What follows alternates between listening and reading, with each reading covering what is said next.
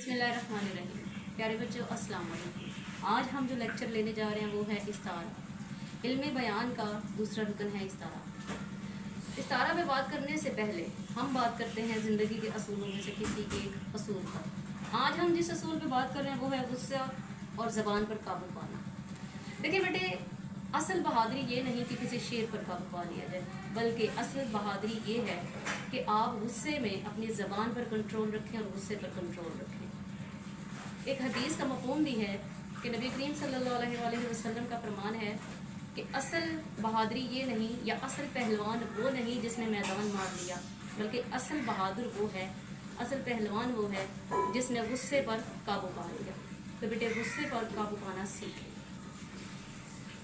हम बात करते हैं इस्तारा पर। इस्तारा क्या है?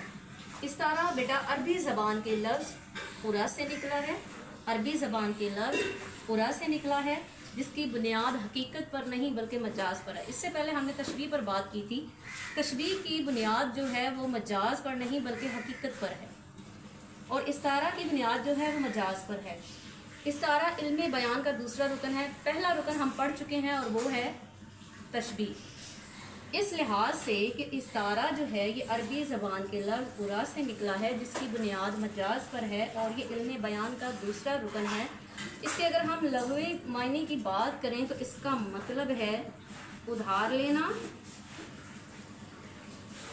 या मुस्तार लेना या फिर आर्जी तौर पर किसी से मांगना।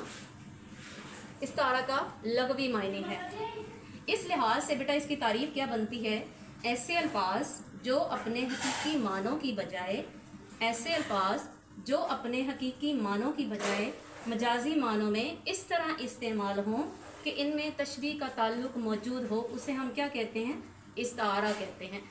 तारीफ बेटे आपको तभी याद होगी जब आपने इसको समझ के याद करना है। अगर तो आप रट्टा लगाएंगे तो वो आपको विदिन 2 डेज, विदिन 3 डेज या विदिन मंथ भूल जाएगी। बेहतर ये है कि आप इसको अंडरस्टैंड करें, अंडरस्टैंड करने के बाद इसको याद करें एज इट इज़, उसके बाद पेपर में लिखें तो फिर इसके नंबर आपको अच्छे मिलेंगे।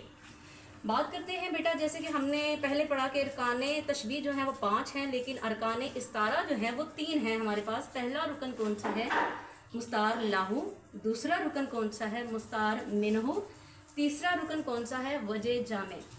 अब सवाल ये पैदा होता है कि मुस्तार लाहू क्या है, मुस्तार मिनहू क्या है, या फिर वजह जामे क्या है? बेटे, मुस्तार लाहू जो है वो जिसके लिए हम उधार ले रहे हैं कुछ, या कुछ कोई लफ्ज़ उधार ले रहे हैं, उसे कहते हैं मुस्तार लाहू। मिसालों से भी वाज़ेह हो जाएगा। मुस्तार मिनहू क्या होता है? जिससे हम उधार ले रहे हैं वो मुस्तार मिनहू होगा। वजह जामे क्या है? तरफ़ैन इस्तारा। इनको हम तरफ़ैन इस्तारा भी कहते हैं। इन दोनों को तरफ़ैन इस्तारा के दरमियान जो मुश्तरक सिफ़्त है या मुश्तरक वजह है उसे हम कहते हैं वजह जामे। यानी कि वजह जामे क्या है? तरफ़ैन मुस्तार लाहू मुस्तार मिनहू के दरमियान जो मुश्तरक सिफ़्त है, मुश्तरक खासियत है, वो क्या होगी? वजह जामे। बेटे, हम इसकी मिसालों पर बात करते हैं। नंबर 1 पे मिसाल देखें, मेरे चांद तू कहाँ था।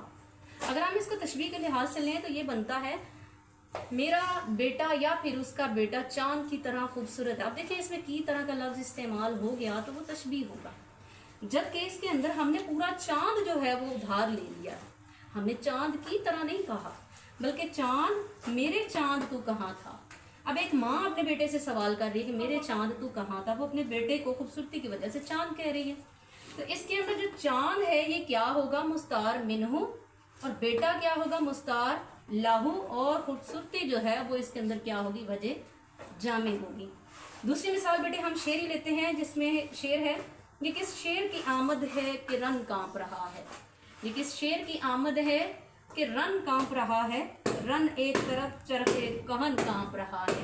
तो इसके अंदर देखिए बेटा, जिस शख्स की बात की जा रही है कि जंग में आ रहा है वो क्या है? वो मुस्तार लाहू है, और जो शेर है वो मुस्तार मिनहू है, और इसके अंदर बहादुरी जो है वो क्या है? वजह जामे। तो ये तो था बेटा इस्तारा। इस्तारा के बारे में हमने आज क्या पढ़ा? अरबी ज़बान का लफ्ज़ उरा से निकला है, जिसकी बुनियाद क्या है? मजाज पर है। इल्म बयान का ये दूसरा रुकन है। मीनिंग इसका क्या है? उधार लेना या फिर मुस्तार लेना। قریب ہم پڑھ چکے ہیں ایسے الفاظ جو اپنے حقیقی معنوں کی بجائے مجازی معنوں میں اس طرح استعمال ہو کہ ان میں تشبیہ کا تعلق موجود ہو۔ ارکان اس طرح ہم نے پڑھے 3 ہیں، مستعار لاہو ہے، مستعار منہ ہے اور وجہ جامع ہے۔ مستعار لاہو جس کے لیے ادھار لیا جائے، مستعار منہ جس سے ادھار لیا جائے، اور وجہ جامع مشترک خاصیت کو کہتے ہیں ان دونوں کے درمیان۔ تو یہ تو تھا بیٹا آج کا ٹاپک استعارہ۔ انشاءاللہ ہم علم بیان کے تیسرے رکن پر کل بات کریں گے۔ یہ سب آپ کے سلیبس کے اندر ہے، گرامر کو سمجھیں، اچھے طریقے سے کریں، آنے والے وقتوں میں یہ آپ کو کام آئیں گے۔ تھینک یو سو مچ، محنت کرتے رہیں کیونکہ محنت کا صلہ ہی اللہ تعالیٰ دیتا ہے۔ تھینک یو سو مچ، اللہ حافظ۔